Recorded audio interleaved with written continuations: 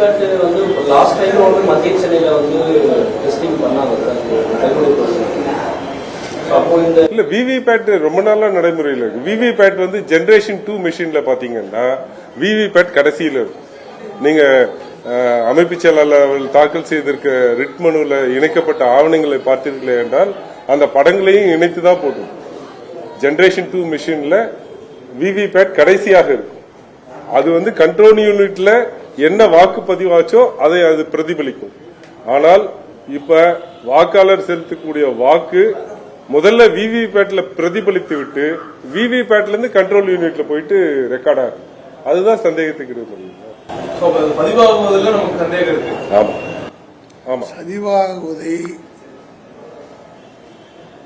தவறாக செய்வதற்கு நியாயமான சந்தேகம் இருக்கிறது. காரணம், பிஜேபியினுடைய 2 பிரமுகர்கள் இந்த தயாரிப்பு செய்கிற நிறுவனத்தில் நியமிக்கப்பட்டதுதான் இந்த எல்லா சந்தேகத்துக்கும் காரணம்.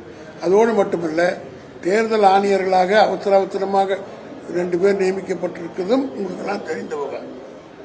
ஆகவே இப்படிப்பட்ட சந்தேகங்களை போக்க வேண்டியது தேர்தல் ஆணையத்தினுடைய கடமை.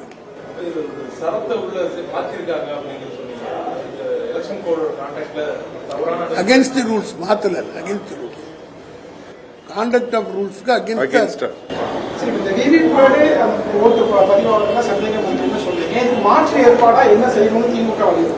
அதாவது கண்ட்ரோல் யூனிட் பேலட் யூனிட் நேரடியாக இணைக்கணும். பேரலா கண்ட்ரோல் யூனிட்டுக்கும் விவிபேட்டுக்கும் பேலட் யூனிட் இணைக்கணும். Parallel connection.